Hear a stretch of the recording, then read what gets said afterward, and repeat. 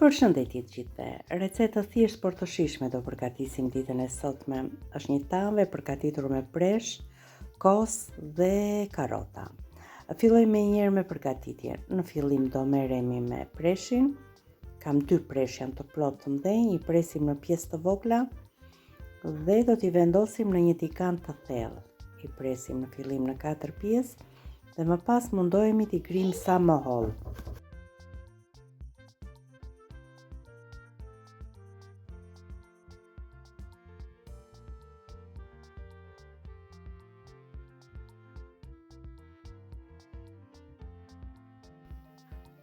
Si e shikoni, po mundohem ta grij shumë mollë që të zjej shpejt. Presim edhe preshin tjetër në të njëjtën mënyrë, duke e ndarë në 4 pjesë dhe më pas duke e prerë në pjesë të vogla. I vendosim te tigani i thellë, duke i shtuar 4-5 lugë të gjellës me vaj ulliri dhe direkt në zjarr për t'i bërë një kaurdisje.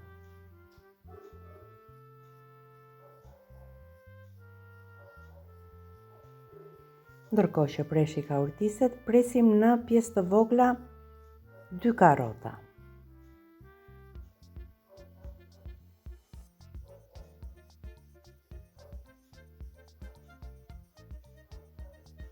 Vazhdojmë.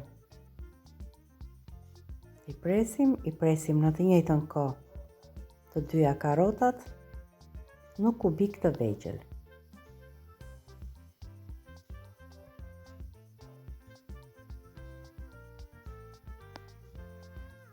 Edhe preshi në zjarr është zbutur pak, unë gjithmonë punoj me kapak, pasi perimet edhe zbuten, por edhe skuqen. Shtojmë karrotat, i përziejmë bashk, sërish i vendosim kapakun. I lëm 5 minuta të tjera, më pas shtojmë domate pomodorini ose një domate normale duke e pastruar nga lëkura dhe prerë në kubik. I lëm për 10 minuta, domatet të lshojnë lëngje, ndihmojnë edhe në zjerjen e karrotave dhe të preshve. Në tas shtuam një vezë, më pak se një lugë çaji me krip, pasi krip ka edhe djathi që do i shtojmë në fund. I shtuam piper të zi, shafran, mix erzash, vaj ulliri, një lugë e mbushur plot me miell dhe një gocë me kos.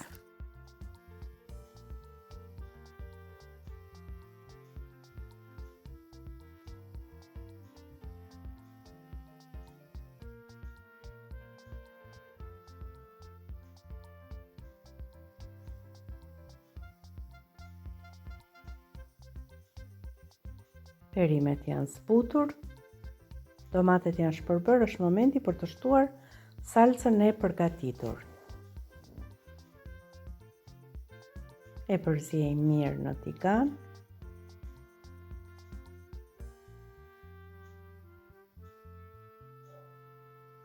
Nuk do t'i shtojmë asnjë gjë tjetër, thjesht do ta vendosim në një tavë duke e mbuluar sipër me djath kaçkavall ose çdo lloj djathi tjetër që shkrin.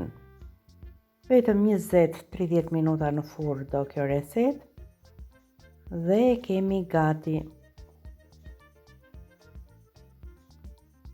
E vendosim në furrë në 220 gradë.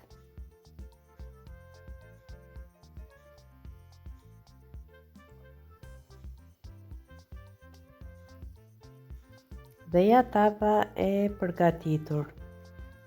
Kundërmon aromë shumë e mirë dhe është e shijshme.